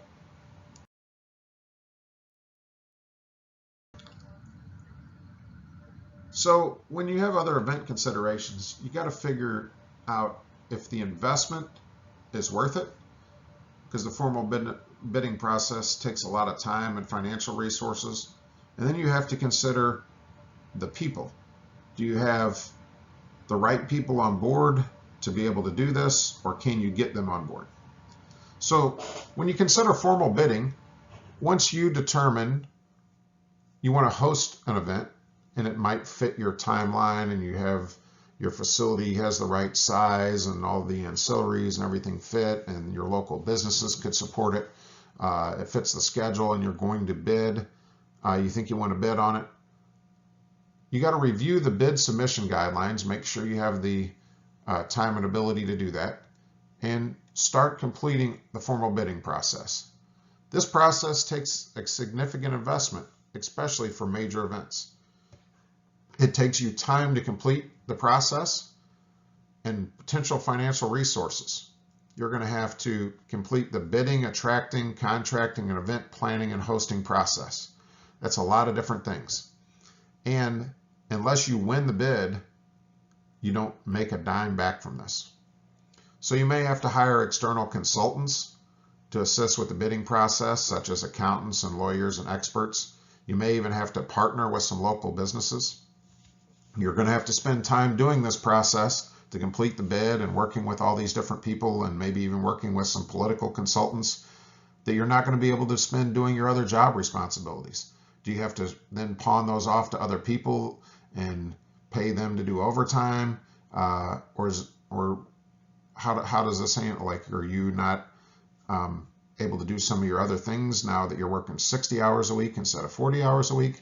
So it takes a significant investment here on your time, as well as your potential financial resources, because it's going to cost your company some money to even put the bid together. Think of your personnel considerations. Do the key people backing and hosting the event have the ability and experience to do the various responsibilities? Are they even already on your staff? Are they going to work somewhere else already and you're going to have to pay them to come in for the event? How are you going to be able to handle this? Do you have the key people already involved in this event working for you? What about administrative considerations? For a major event, you're usually going to have committees. You're going to have a committee that seeks the bid. That could be you, city officials, local business leaders. How is this going to work? Are they all going to want a piece of the pie? Are they going to want some of the revenues from it? Are you going to have to put out some financial resources up front for them to be involved? Or do they all feel that they're going to get benefits if you get this event and it's just going to make your facility look good? So you have to consider all of those things. What about your event staffing considerations? Before hosting an event, it's important to consider all possible event staffing needs. Can you actually meet all these needs with the people that are there? If you have a small town and it's over Christmas break and you're considering running this on your campus facility, well, if all your students are gone over winter break, where are you going to get some of those staff from? So you're going to have to consider, can I get enough security staff, concession staff, parking staff? Do I have people that have the expertise to run some of these different things already on staff, or where am I going to be able to contract them? What's the real cost going to be? And I need to put those in my event budget. What about volunteer considerations? Can I get some volunteers to do some of the things? Well, you got to remember, volunteers have to be properly trained. You never know if they're really going to show up. They have to be trained in the specific area they're going to work, so they may have to come in beforehand to get trained. And they're going to require some extra supervision on event day because volunteers don't always know what they're doing. So there's got to be some considerations there with volunteers as well. So when we talk about scheduling event staff, the first thing you're going to have to do is start by making a list of the various event staff positions you might need to run a specific event. And I made a list here, just running an event at an arena or stadium. And I thought of just a major sporting event. So here was my first list. I would like to have some ushers, making sure people got to their seats, knew where they were going, provide any information, make sure they were looking out for foul balls or flying t-shirts, make sure if there was an emergency situation that they could get people to their exit. I had my security personnel that had all their training and handle all of their security issues. Some parking personnel taking money as well as directing people where to go and then helping with the exit at the end of the night. All your food service personnel that are trained, they can handle the POS system, the cash flow, making sure that they have food service protocol. Your ticket sales, they know how to handle all your ticket sales prior to event, and then your ticketing on game night, ticket management, your ticket takers, and your ticket takers also kind of handling the entrance to the event. Your athletic trainers and handling any, trained on some emergency management protocol as well. Housekeeping, making sure you keep your facility clean before, during, and after the event. Your management staff handling all the administrative duties before, during, and after the event. Maintenance, having them on staff, as well as maintenance people on call for any needs at the event. Say your scoreboard goes out, or lighting issues, plumbing issues. Your specific different event staff helping, whether that's selling merchandise or doing different things at the event. Your public address announcer making your announcements. Your scorekeeper, clock keeper, people running the scoreboard. Your game officials. So there's all kinds of different people you're going to need to run a major sporting event at an arena or stadium, and there's that list could go on and on. I could probably have double this amount of people. We had a whole module on managing the budget, but let's talk quickly about managing and budgeting events. So when we run events, it requires the facility manager to use a variety of knowledge, skills, and abilities to manage various functions. You have to consider the budget, financing, marketing, advertising, the setup for the event, everything you do to plan and get ready for running the event, as well as you need to lead the staff and the people that night. You're going to have to get people organized, trained, you're going to have to communicate with them, motivate them, maybe redirect them, and do all kinds of things you need to do the event day. So when we talk about management, you have to understand policies, procedures, and protocols. They have to be in place, and you have to make sure that they are used and the people there follow them so the event can run smoothly. Who handles the money? Who pays the bills? Who signs off on major approvals? And then who ensures that people are following these protocols? Who steps in and says, hey, wait a minute, this is wrong, and makes corrections? Because that has to be done immediately on the spot. The financial component, that starts all the way back with the bidding process. Then it includes anything like rental fees, understanding how to price your tickets, your ticket cost. Are we going to do dynamic cost? Are we going to raise the cost as the event gets closer? What do we do as far as marketing and advertising the event? Are we going to do any event promotions prior to the event day? How are we going to handle setup? Is there going to be setup fees? What about all the permits we have to get? Do we have to get event permits, parking permits, street shutdown permits, alcohol sales permits? So there's all kinds of things that go into the financial component. Then we have to consider our budget, our payments after the event, evaluating all of the finances that go into it. What about our regular cost of our facility? Because the event might break even, but does it really, our facility, yeah, we were going to have to pay for it anyway, but that was the day of our facility. Does our trash costs go up, our water costs go up, our lights costs go up?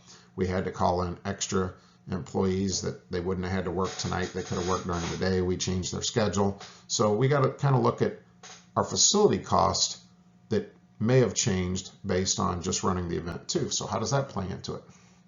So when we consider developing an event budget, we got to remember a budget is an estimated budget. It's just our best guess. And we're making an estimate of potential cost and revenues when we're determining if we're going to host an event. So that might include profit and loss statements, which are P&L statements. And we're going to put this together when we're determining if we're going to run an event. And then we're going to actually have a profit and loss statement that has real numbers after the event so we can determine how it is. When we're doing an estimated budget, we're going to have 3 columns in there in our profit and loss estimate.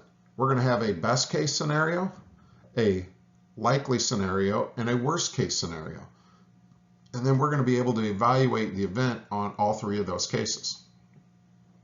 So as a facility manager, we should closely review that potential event budget and ensure the event is anticipated to make profit.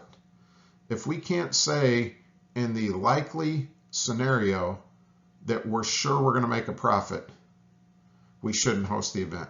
Unless it's one of those in a facility where we have to, or we could lose money, like hosting graduation or things that we're required to, or something we're doing as a community service. If in our worst case scenario we're still going to make a profit, then we probably should host that event. In our best case scenario, hopefully we can make a large percentage of profit.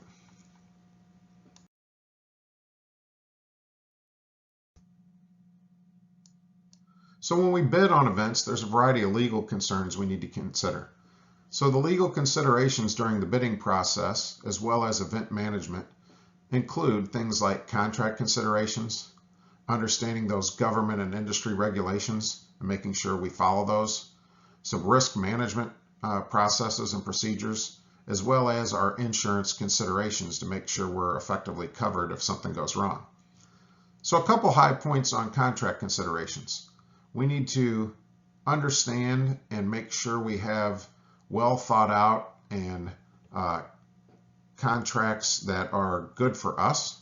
So we need to look at all those terms and make sure that they're good for the facility, and then that we get those contracts signed well in advance. We need to consider waivers for participants, some liability waivers, and things like hold harmless agreements, where our facility gets held harmless if things happen out of our control. The next consideration would be government and industry regulations. We need to make sure well in advance we apply for permits and licenses. We need to make sure we can even get those before we bid for those events. We look at local government regulations. We got to make sure we can meet those. We need to consider working with the different governmental departments like police, fire, and emergency responders, and make sure that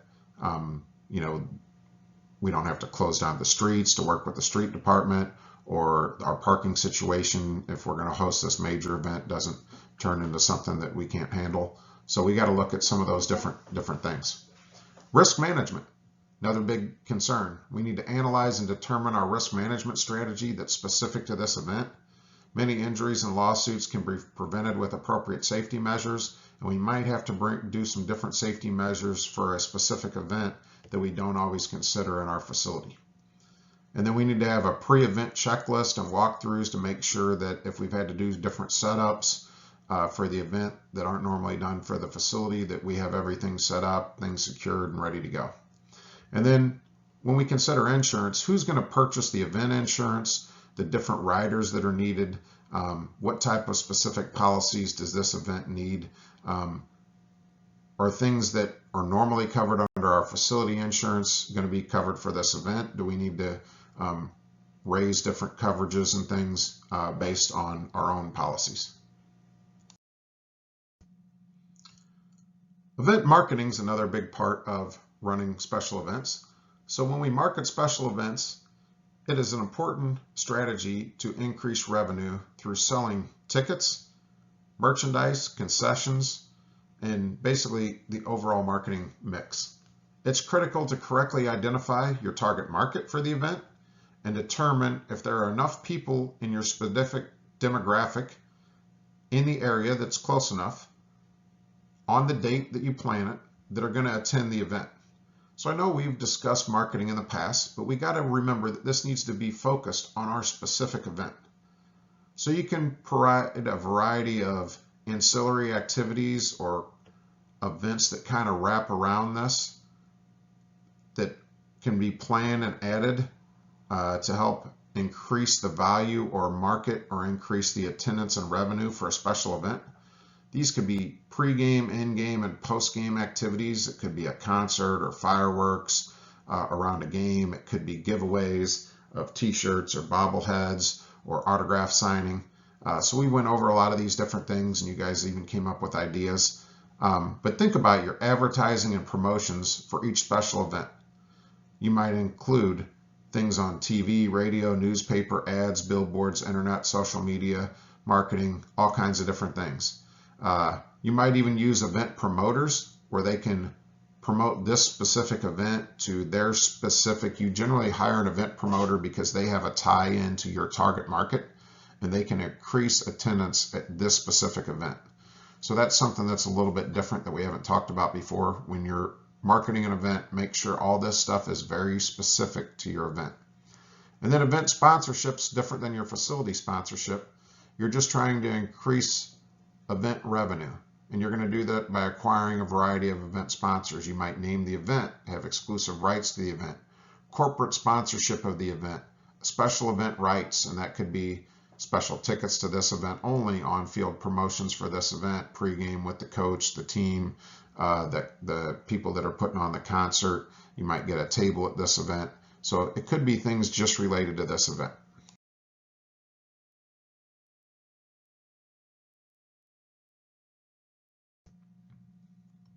So much like your facility having checklists and inspections, you need to consider this with event preparation. You need to have checklists and inspections. And a lot of times you need to think of this being facility-wise as well as event-wise, because after you do setup or you bring in different things, you're going to maybe change the layout, add a stage, add some lighting. You need to make sure that those specific things are secured and in working order. So the facility must be examined regularly for specifics as it is prepared, just facility-wise or before a major event. So you need to always just do your regular facility checks. When you're considering your event checklist, they can be used to help identify everything that needs to be done to prepare for an event. You might make a list of these are the things that need to be done a month in advance, a week in advance, the day before an event day. Your event safety checklist, they detail the critical information for safety that the facility manager should be aware of. That might be done with your security and safety team. You might use that as a meeting with your team the day before or as they get in to check in before, during, and after the event, the different responsibilities they may have. Facility inspections, they should be conducted on a regular basis, but then they should also be done event-wise and be done on a special basis and be given to any general maintenance or progress on recent repairs, or check to make sure that this new lighting or stage or anything that might be specific to this event is inspected and ready to go. You need to consider sanitation. Every event produces waste in the forms of water, sanitation, and garbage. Make sure you have a plan and a backup plan for storage after this event and removal, and then make sure that the previous event has been removed appropriately so you're ready to go for the new waste that's coming in from this event. And then consider all of those ancillary accommodations. They can range from additional office space to special rooms to specific security concerns or needs. Are you providing transportation to the hotel or from the hotel before and after? Or is there going to be special media rooms? Some different things like that. So there's a link here on this slide as well as in the module information page. This is about a 4 or 5 minute video with Kell High School in North Carolina's athletic director. Watch this video. It's on different facility checklist, and he goes over a variety of different types, but it's the benefit of developing and using facility checklists, anywhere from like doing a setup for a specific event to after the event setting the facility back to your normal daily use facility. It's from the AD Insider Journal, and it's basically they do, and you might, once you go to this, you can sign up to get these, and they send them out about once a week. You can get different ones. They're free. So if you think about AD as athletic director, but if you think about getting into this business field, you might want to sign up. They're free. You can get them, and they send out 4 or 5 minute videos. They send out articles once a week or every other week. You can get them in your email if you like to read them. I just keep them sometimes, and sometimes I delete them, sometimes I watch them. But this is a good one that fits in right with our material.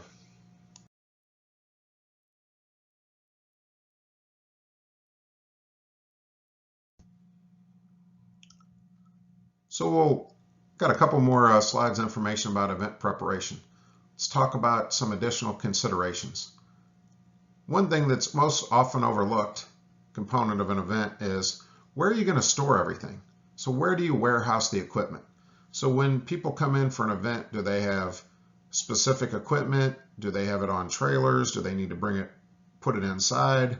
Does it need to be pulled out of the thing, their trucks and set up? If they set it up, does it need to be done a day in advance? Then can you not use your facility that day? Can your regular patrons not use it? How quick can it be broken down? So where are you going to be able to store that equipment? So equipment warehousing is a big consideration you need to consider. Communication and technology systems, they must meet all the needs for the event. Think about this, the Wi-Fi, the media cables, is there enough power and bandwidth to run everything? What if it's a concert? What if it's a multimedia presentation? What if it's some kind of big convention where there's all kinds of information coming in? Think about your scoreboards, your sound system, your replay boards, your media rooms, your public relations areas. Speaking of media, you need to provide credentials, and people need to get advanced credentials because people will try to just come in, and everybody now they have a website so they can say they're with media, but you need to have a media access request policy, and you need to look into them and determine if you're going to provide them with media credentials to get to the press area. You don't just want every fan coming in and saying they're with media. They get special access to the facility. Where are you going to restrict that to? How do you mark that? How do you give them the access? How do they get in the facility? How do they get their credentials? You're going to have specific areas, the press, the interview room. Is there a public relations room? What kind of access do they get to the locker rooms? And then their communication requirements. How are they going to then, do they have bandwidth? Do they plug in? Do they have things that they can fax? Do they have computer stations? Most of them are going to have their laptops, but they're going to need to be able to send some information out. They might need to be able to send some video out. What if a TV station's there and they want to broadcast? What about their communication requirements? You need to be able to meet those. You're going to have to consider ticketing. That could include your pre-event sales as well as event day sales. Are you going to do paper tickets, or is it going to be electronic tickets? Is it going to be done through an app? What are the fees going to be? You're going to have to consider things like, is there going to be a pass list? Who gets to put people on the pass list? Are people going to be able to pick up tickets through will call? Are there going to be VIP tickets? What's the VIP section get? Is there going to be some kind of luxury box? What do you get with the luxury box? Is there food? Is there food giveaways that go with tickets? So there's all kinds of different things with ticketing. Security is one big thing. We talked about that earlier, but a successful security plan must be developed in advance to protect your assets, your money, your participants, your fans, and the facility. That's important. And then consider your emergency services. They should be planned and include that communication plan.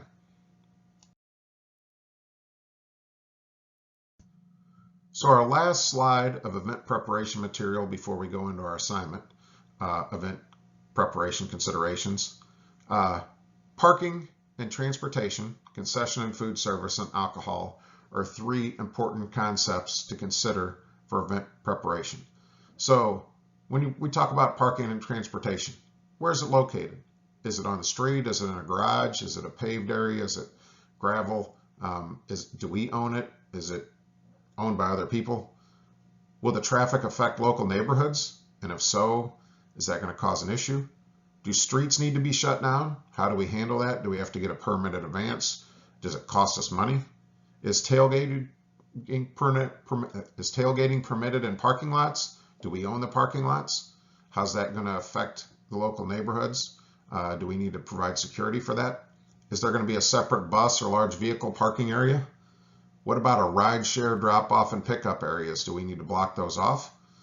Because if not, how are we going to get people in and out? Because that's really popular now. Concession and food services, another big preparation area in an event to consider for an event. So you have to follow all food safety guidelines. The temperature food has to be cooked at, how long you can keep it, how long you can keep it on a hot plate. You want to make sure that it's safe for consumption. So the location of stands and space layout, you need to consider that when you're building your facility or retrofitting it. That helps consider the speed and flexibility and accuracy of providing food and concessions to people, as well as stocking it, where you're going to put the coolers and bring things from as well. You need to make sure your stands are appropriately stocked and you have enough inventory. What about your concession revenue? That's important. That may make or break an event. It's an important revenue stream, and a lot of times an event is barely going to break even, and the concession revenue is what helps you actually make a profit. Alcohol, that's another big consideration. Some places don't sell alcohol, but major arenas, stadiums, college sports have really changed to allow alcohol sales at most events now. You have to have a liquor license. You have to obtain that in advance. You have to keep that up to date. You can't have violations or it could get suspended. You have to have proper procedures. You have to train and observe all those procedures and make sure all of your employees are following those. And don't serve minors, overserve patrons, or serve past deadlines, or mess up on any city guidelines. So here is your assignment, event preparation considerations. So this goes along with this module, module 14. So here's your background and information on this assignment. Use information from module 14 on chapter 17 and 18, the textbook readings and the virtual lecture. Most of this is going to come from the virtual lecture. And your background learning from previous information in the course to describe and discuss each of the concepts for event preparation considerations. I need you to provide a detailed paragraph, that's 4+ sentences, not 2 sentences, 4 or more sentences, fully describing or summarizing each of the 8 topics listed below. You need to explain the process listed or discuss each of the topics based on how you'll prepare for an event or a special event as a future facility manager. Put the numbers down and then the title, and use college level writing. Make sure you align your information with the textbook resource and the information from this virtual lecture, and be thoughtful and creative. So here are your event preparation topics. 1 is planning. 2 is how do you go about attracting events. 3 is how do you consider schedule employees. 4 are your legal concerns for hosting an event. 5 are marketing and promotion as related to event preparation and hosting. 6 is event day preparation. That's anything you might need to do to prepare for an event that day or game day. 7 is considering concession and food services for a special event. And 8, you get to choose any additional topic that considers a special event preparation or running an event for that day. All right, your deadline is Sunday, December 3rd at 8 p.m. So turn that in on Canvas at event preparation considerations. Here are your Module 14 assignments. You watch this virtual lecture. Reading quiz for Chapter 17 and 18 is due Thursday, November 30th at 8 p.m. The journal activity for Module 14, which is your journal from the virtual presentation, basically your active note-taking, is also due Thursday, November 30th at 8 p.m. And your assignment that I just went over, event preparation considerations, is due Sunday, December 3rd at 8 p.m. Let's take a quick look ahead to Modules 15 and 16. Some of them overlap. Hopefully you've been studying for the Unit 4 exam. Make sure you complete that by Monday, December 4th. The exam's open now. I'll have a slide here at the end of the presentation after I go over some other information that details exactly what's on the exam. I'll go over your Helias Catholic High School facility tour on the next slide, but make sure you're planning your transportation. This is not a virtual tour. This is a face-to-face in-person tour, and it's during our regular class time. Information for that tour is in Module 15, and it's on Tuesday, December 5th. I have a slide on that next to go over all that information. Number 3, complete your research and design and actually complete the whole project for your facility management plan. That's your culminating activity for the course. It is due in Module 16 and it is due Wednesday, December 6th. Make sure you download that assignment guide. If I know I gave you a copy of that. Been talking about it for a couple weeks now. It's due Wednesday, December 6th. Follow that outline closely, provide numbers and headings, and do a really good job on that because that's your culminating assignment and it's worth quite a bit of points. Number 4, plan your transportation for the facility tour that's on Thursday, December 7th at the Special Olympics Training for Life Center. I got a slide on that coming up here shortly, and I'll explain that to you as well. It's about 8 or 9 minutes southwest of town, and that is not a virtual tour. Once again, it is a face-to-face tour during class time. You're expected to be there. It's not walking distance from campus, so if you don't have a ride, talk to some classmates on Tuesday, and maybe some of you can carpool there. And then number 5, read over your course portfolio if you want to prepare for your course post-test. It's open as well. It's in Module 16. The final deadline's Tuesday, December 12th, but you don't have to wait till Tuesday to take it. And it is exact carbon copy of the pre-test. You should compare and analyze your score on your post-test to your pre-test after I grade the fill-in-the-blank answers and see how much you improved on that. So good luck on your course post-test. I know you'll do better than the pre-test because everybody's done a good job in the class so far. So I gave you handouts, but I wanted to go over this, your Helias Catholic High School facility tour. It's Tuesday, December 5th at 2:30 p.m. I know class starts at 2:25, so there's 2 options. If you want to meet at 2:25, Coach Oleschlager is going to go on the tour with you. You can meet Coach O and Jason Jim at the lobby where you normally come in, the lobby there by the elevator and stairs. He's going to leave at 2:25, so not at 2:27, at 2:25. And you can follow him over to Helias High School, or you can meet directly at Helias. That's option 2. If you meet at Helias, meet there at 2:35. It's about a 4 or 5 minute drive from Lincoln. Meet there in the front of the school at the main entrance. So here's the address, Helias Catholic High School. It's 1305 Swifts Highway, Jefferson City, Missouri. The facility tour is going to be with Travis Reinsch. He's the facility director there. He manages all the facilities, but he's going to give you a tour basically of all the various facilities that could be used for athletics. You'll meet with Travis and Coach O at the main entrance to the high school. Meet by 2:30, and he's going to give you a 5-minute window there at the front. And then once he does that, he's going to depart the front and get going. So the tour departs by 2:35 at the latest. If you're later than that, you're going to miss the tour. So here's what you need to do prior to the tour, though. Prior to the facility tour, you need to read the assignment on Canvas. You might want to print it out, but it's going to tell you what you're going to be looking for because you're going to do a facility tour review, and it's going to be due the next day on Wednesday at 8 p.m.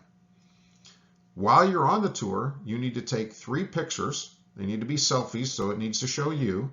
It needs to be during the tour, so I need to see some pictures inside the building. So it can't just be you driving by and taking a picture in the front of the building afterwards.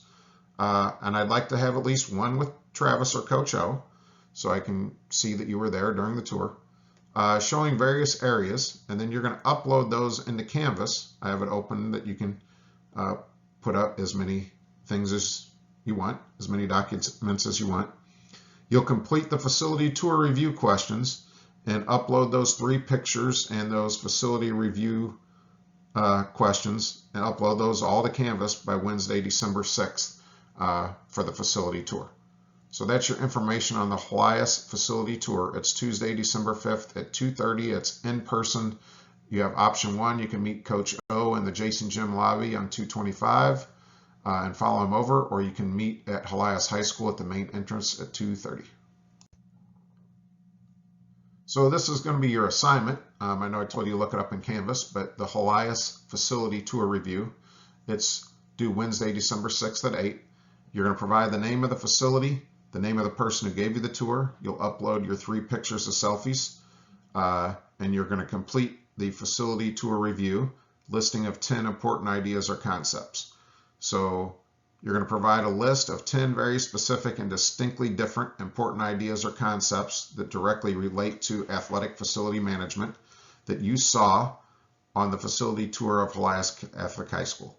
You're going to number them 1 through 10 and provide a title for that concept. And then you're going to provide an A and a B under each one. So for A, you're going to fully explain the important idea or concept in 2 to 3 detailed sentences. So you'll explain your concept. And in B, in 2 or more detailed sentences, you're going to, under that number, you're going to explain how you can apply this information on your concept to the field of facility management. Basically, you're going to explain, if you were a facility manager, how you could use this information in the completion of your daily task in the future. The Special Olympics facility tour is on Thursday, December 7th at 2:35 p.m. Please discuss your ride situation on Tuesday with a classmate if you don't happen to have a ride, because it's further than walking distance. And you're going to meet at the site on Thursday. It's about an 8 or 9 minute drive from Lincoln University, so I'm going to give you 10 minutes from our regular class time to get there. You need to meet at the Special Olympics facility at 2:35. The tour is going to start by 2:40 at the latest. It's only going to last an hour, so you'll have plenty of time to get back to campus if you have a class following ours. The Special Olympics Training for Life Center, they call it the TFL Center. It is at 305 Special Olympics Drive in Jefferson City, Missouri, 65101. You can put the address in your Google Map machine there on your phone. If you happen to have an issue getting there, the phone number to the facility is 573-635-1660. The facility tours with Susan Schaefer. She's the Special Olympics Program Outreach Director. A lot of you have met Susan if you've taken the Adaptive PE course or last spring or the previous spring with me. So what you'll do when you get to the facility, you'll go in the front door and meet in the lobby area, ask for Susan. If Susan's not there at the front desk, if you're the first person that gets there, just tell the front desk staff you're a student from Lincoln University, you're there for a class tour, and you're looking for Susan Schaefer. She's the one that's supposed to give you the class tour.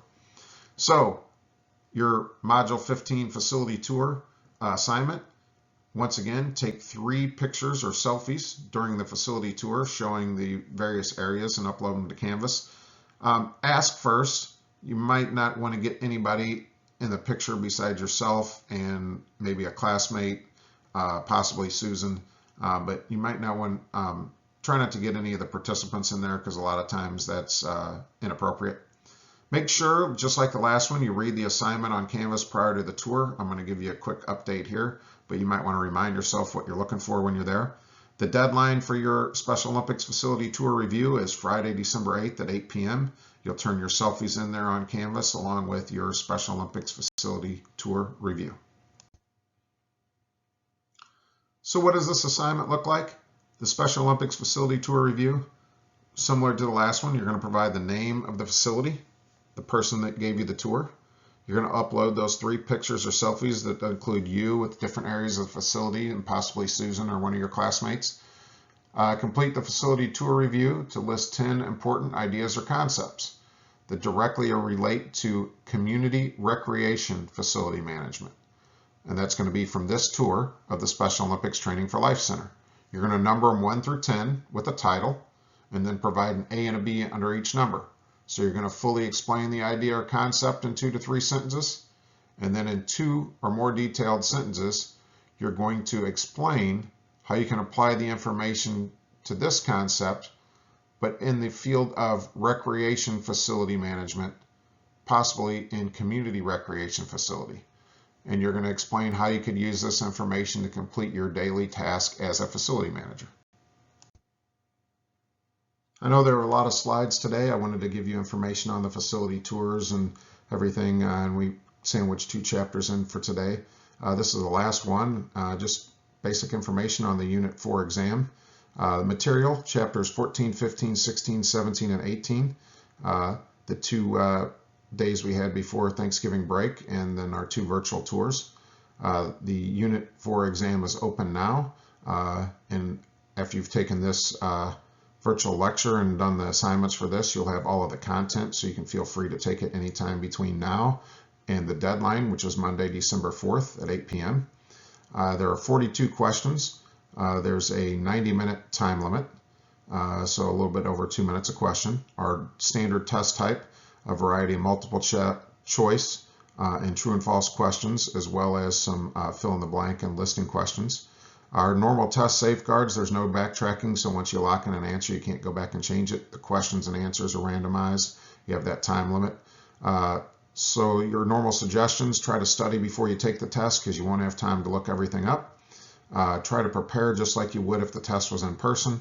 Do everything you can to limit your distractions. I would try to get away from everybody when you take this. Feel free to go in and use the classroom or the library or go to the Student Success Center.